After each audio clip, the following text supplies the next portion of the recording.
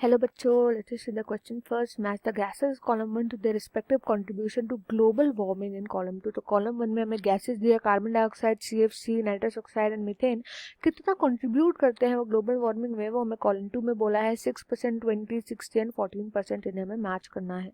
तो जो यहाँ पे की कॉन्सेप्ट यूज किया जाएगा, हम यूज करेंगे ग्रीन हाउस गैसेस का. अब ग्रीन हाउस गैसेस होते क्या है, तो देखो जब भी सोलर रेडिएशन आती है, सोलर एनर्जी जब भी अर्थ पर आती है तो ये अर्थ पर ना रिफ्लेक्ट करने लगती है, सोलर एनर्जी रिफ्लेक्ट होने लगती है. But most of the energy जो होती है, मोस्ट एनर्जी वो एब्जॉर्ब कर ली जाती है. जो सोलर एनर्जी होती है ना, most of the energy absorb कर ली जाती है कुछ गैसेस के थ्रू. यानी कि वो इस हीट को, जो सोलर एनर्जी है, जो हीट आ रही है सन के थ्रू, इसको ये एब्जॉर्ब कर लेते हैं. बची कुछ जो थोड़ी सी सोलर एनर्जी होती है वो वापस रिफ्लेक्ट कर दी जाती है by the surface of earth. अब ये जो गैसेस एब्जॉर्ब करती हैं इस एनर्जी को, इन्हीं को हमने नाम दिया है ग्रीन हाउस गैसेस. यही होती है green house gases. Green house gases का जो, अगर हम पुराने टाइम में देखें तो इनका बहुत बड़ा कंट्रीब्यूशन था. अर्थ का टेम्परेचर जब बहुत ज़्यादा माइनस में जाता जा रहा था तो इन्हीं की वजह से अर्थ पर टेम्परेचर था वो बढ़ता गया.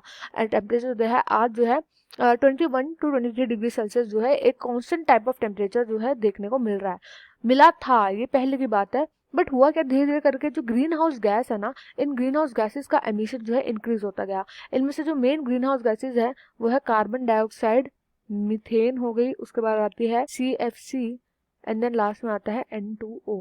तो ये जो मेन होती है, ये होती है ग्रीन हाउस गैसेस जिनसे सबसे ज्यादा जो है ग्लोबल वार्मिंग देखने को मिल रहा है कि अर्थ का टेम्परेचर जो है धीरे धीरे करके बढ़ता जा रहा है. इन गैसेस का इंडस्ट्रियलाइजेशन के बाद से ना बहुत ज्यादा इनका एमिशन होने लग गया. जब एमिशन इनका ज़्यादा होने लग गया तो और ज़्यादा टेम्परेचर ये सोखने लग, और ज़्यादा एनर्जी ये सोखने लग गई. धीरे धीरे करके जो टेम्परेचर है वो इंक्रीज होता जा रहा है अर्थ का इन्हीं वजह से. एंड यही कंट्रीब्यूट करती है ग्लोबल वार्मिंग को भी. अब बात करते हैं कि कौन सी गैस कितना कंट्रीब्यूट करे, तो कार्बन डाइऑक्साइड का सबसे ज़्यादा है, दैट इज 60% ये कंट्रीब्यूट करती है. अगर हम मीथेन की बात करें तो मीथेन जो है वो इससे कम, यानी 20% जो है वो कंट्रीब्यूट करती है.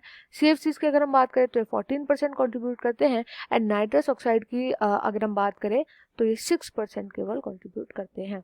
बट ये सभी गैसेज जो होते हैं रिस्पॉन्सिबल होते हैं ग्लोबल वार्मिंग के लिए भी. अब हम यहाँ पे इनको मैच करेंगे तो यहाँ पे ऑप्शन सेकंड जो है वो राइट आंसर आ जाएगा. I hope you understood well. Best of luck and thank you.